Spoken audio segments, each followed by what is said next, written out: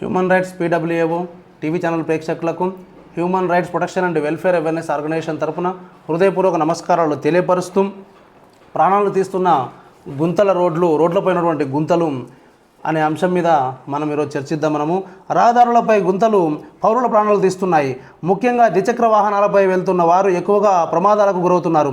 ఇటీవల ఉప్పల్ నుంచి చిలకానగర్ వెళ్లే మార్గంలో రోడ్డుపై గుంతలు ఉండడంతో ద్విచక్ర వాహనంపై పాఠశాలకు వెళ్తున్న ఓ చిన్నారి వాహనం అదుపు తప్పి కింద పడి మృతి చెందింది. హబ్సిగూడ చౌరస్తాలోనూ ఓ మహిళ ప్రాణాలు కోల్పోయింది. సికింద్రాబాద్ ఎంజీ రోడ్డులోనూ గుంత వల్ల ప్రమాదం జరిగి ఓ యువకుడు దుర్మరణం పాలయ్యాడు.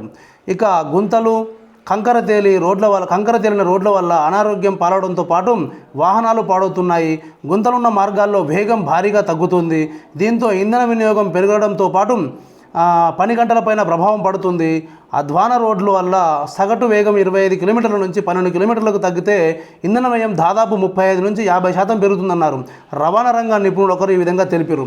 ఫిర్యాదు చేసిన రోడ్లు మరమ్మతులు పట్టించుకోవడం లేదని లంగరౌజ్కు చెందిన రామకృష్ణ అనే ఒక పర్సన్ పేర్కొన్నాడు. ఇది వాస్తవం, మనకు అందరికీ తెలిసిన విషయమే. ఒక చిలకనగరు రోడ్డు ఒక్కటనే కాదు, మన రాష్ట్రంలో ఈ యొక్క రోడ్ల పరిస్థితి చాలా పట్టణాలలో, చాలా గ్రామాలలో ఈ యొక్క రోడ్ల మీద ఉన్నటువంటి పడేటువంటి గుంతల వలన చాలా మంది ప్రాణాలు కోల్పోయినటువంటి సందర్భాలు మనం ఎన్నో చూస్తున్నాం.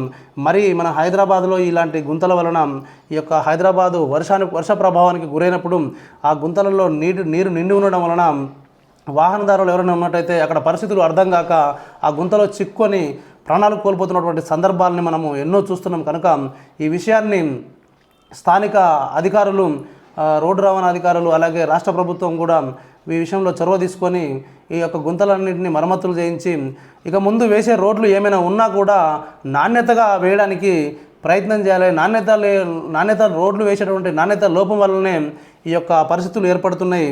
రోడ్లు వేసి 1-2 సంవత్సరాలు కాకముందుకే మళ్ళీ ఆ రోడ్లపైన కంకర తీరటము, గుంతలు ఏర్పడము, ఇలాంటి పరిస్థితులు మనం గమనిస్తున్నాం. అంటే ఇక్కడ తీసుకున్నటువంటి కాంట్రాక్టర్లు నాణ్యతను పాటించకుండా అవినీతికి పాల్పడడం వల్ల ఈ విధంగా కూడా జరుగుతుంది. కనుక ప్రభుత్వం ఇలాంటి జరగకుండా రాష్ట్ర ప్రభుత్వం చర్యలు తీసుకోవాలని చెప్పేసి human rights protection and welfare awareness organisation తరఫున మేము సవినయంగా కోరుకుంటున్నాం. థ్యాంక్ యూ, ధన్యవాదాలు.